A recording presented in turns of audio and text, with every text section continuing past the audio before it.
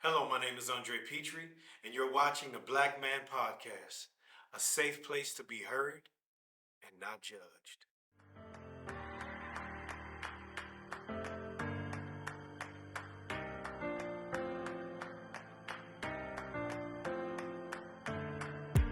Don't you worry about me. I'm coming back. I'm coming back. Don't you worry.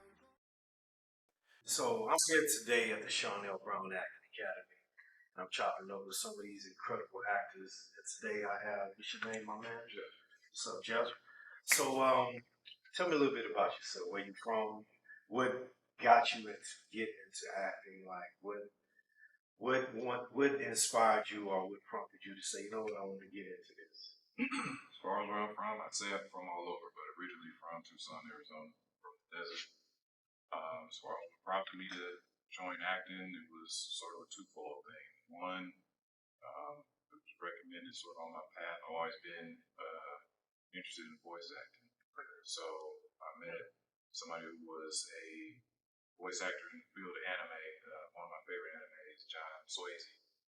He recommended that acting classes and acting is the way to kind of get through that way. But um, the biggest part is really understanding the social aspect of people, understanding how to intertwine and intermingle with people. That was the drive. So how since you've been doing this, how long have you been taking acting classes, and have you seen a difference or a change in yourself?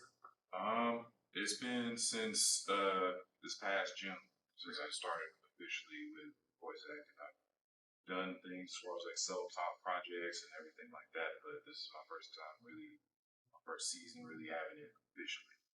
I have seen a change, being able to interact with both my classmates in here and Charnel has been really a gift that I'm very grateful for. So elaborate on, coming from Arizona to Houston. How long have you been out here? And what's the difference between being out there, especially being a black man in Arizona? It ain't a lot of us out there coming to Houston. That's a whole bunch of us out here.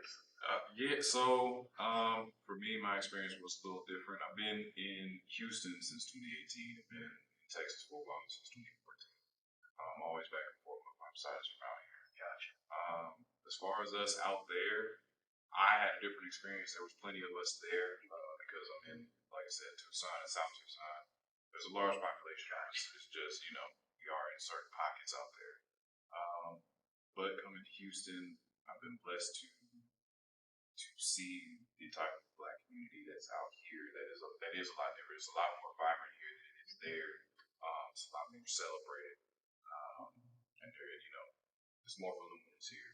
So the culture on both sides is beautiful. I mean, keep being here. I miss my mountains. Right. I miss my mountains. I miss the desert. I miss being able to. The sky is different. Yeah, it's a lot of rain and heat. Oh, yeah. Everything out here. You get all seasons in one day.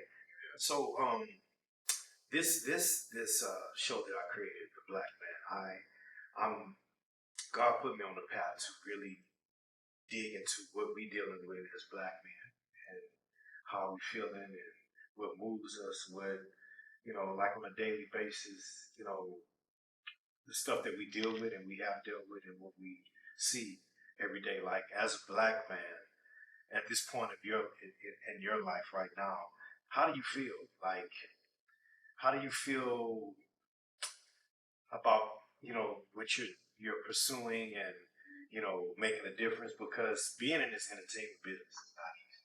You got to be transparent. You got to be vulnerable. But not only that, we black men doing this.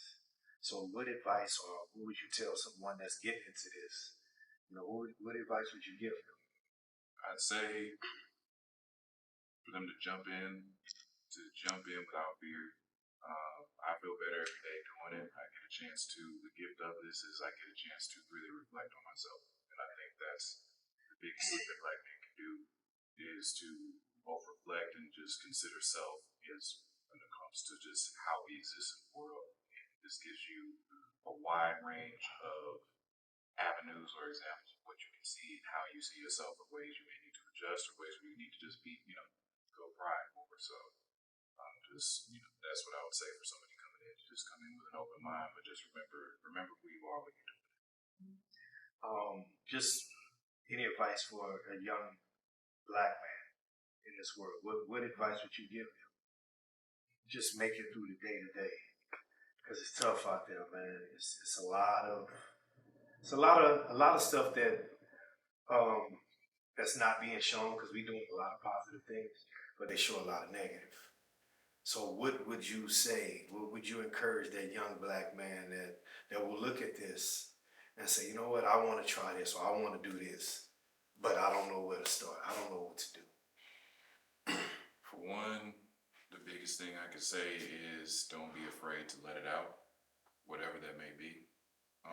Just do your best to do that in love. You know what I'm saying? Do that in love and do that in kindness. That's the best thing I could say for a black man, is because the pockets or the holes that we've been placed in have kind of constricted our level of expression and the ways that we're able to reach out to different sources and proper ways to exert our energy. So the biggest thing you can do is let it out, whether it's something that needs to be said or, something that needs to be felt. Just do your best to do that in a level fashion. Find somebody you trust, even if it is with just yourself. The biggest thing is just expressing with yourself first, so you understand where you're coming from, and then branch out to the places you feel safe to do so.